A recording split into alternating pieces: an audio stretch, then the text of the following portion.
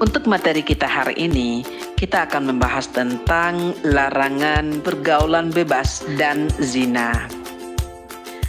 Ibu akan memberikan suatu cerita buat Ananda semuanya.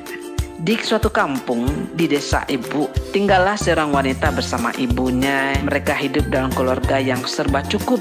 Dia terbilang sangat hebat dalam bidang akademik, serta juga mempunyai kepribadian yang baik, yang santun, kemudian sopan, artinya sangat dihargai juga oleh masyarakat. Tapi sayangnya, suatu kali mungkin sebagai wanita yang kurang memiliki agama yang kokoh, anak tadi terlibat dalam pergaulan, sehingga akhirnya dia melakukan hal-hal yang tidak harus wajarnya dilakukan, yang boleh dikatakan bertentangan dengan syariat Islam, sampai akhirnya anak itu harus dikeluarkan dari sekolah.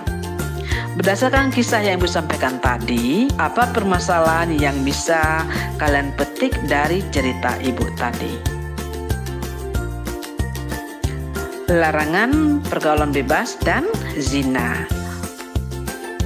Perlu diketahui Ananda semuanya, kita harus memahami apa sebetulnya makna larangan pergaulan bebas dan zina itu. Pengertian zina. Secara bahasa, zina berasal dari kata zana yazni yang artinya adalah hubungan suami istri atau hubungan persetubuhan antara wanita dan pria yang layaknya seorang suami istri tanpa tali pernikahan yang sah menurut syariat Islam. Terkait hukum zina, semua ulama sepakat mengatakan bahwa zina hukumnya haram. Bahkan zina dianggap sebagai puncak daripada keharaman. Hal ini didasarkan pada firman Allah dalam surat Al-Isra surat 17 ayat 32. Zina merupakan dosa besar yang dikategorikan sebagai perbuatan yang keji, hina, dan buruk. Perbuatan zina dikategorikan atas dua bahagian.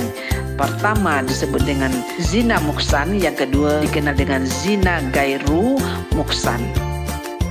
Zina muksan merupakan pezina yang sudah balik, berakal, merdeka, kemudian lagi sudah pernah menikah. Hukuman terhadap zina muksan adalah dirajam atau dilempari dengan batu sederhana sampai meninggal. Yang kedua zina gairu muksan, yaitu pezina masih lajang, belum pernah menikah, di mana hukumannya adalah didera 100 kali dan diasingkan selama 1 tahun. Kita balik pada hukuman bagi yang menuduh zina atau dikenal dengan kazaf.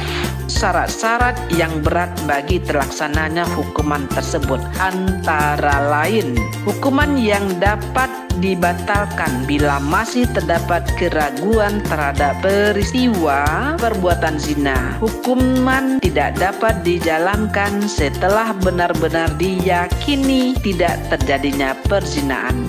Yang kedua, untuk meyakinkan perihal terjadinya zina tersebut harus ada 4 orang saksi yang adil, artinya laki-laki yang adil. Dengan demikian kesaksian 4 orang wanita tidak cukup dijadikan bukti sebagaimana 4 orang kesaksian laki-laki yang fasik. Bagaimana yang ketiga, kesaksian 4 orang laki-laki yang adil ini pun masih memerlukan syarat, yaitu harus benar-benar melihat kejadian peristiwa zina itu. Kemudian yang keempat, andai seorang dari keempat saksi itu menyatakan kesaksian yang lain dari kesaksian 3 orang lainnya, atau salah satu seorang di antaranya mencabut kesaksiannya, terhadap mereka semuanya dijatuhi hukuman menuduh zina. Terhadap perempuan yang baik adalah dengan didera 80 kali. Apa sih dampak negatif daripada zina? Yang pertama, mendapat laknat Allah Subhanahu wa ta'ala dan Rasulnya. Kemudian yang kedua, dijauhi dan dikucilkan oleh masyarakat. Yang ketiga, nasab menjadi tidak jelas. Yang keempat, anak hasil zina tidak bisa dinasabkan kepada bapaknya. Dapat kita ambil kesimpulan, kita ketahui bahwa zina merupakan hubungan layaknya suami istri tanpa ikatan pernikahan yang sah.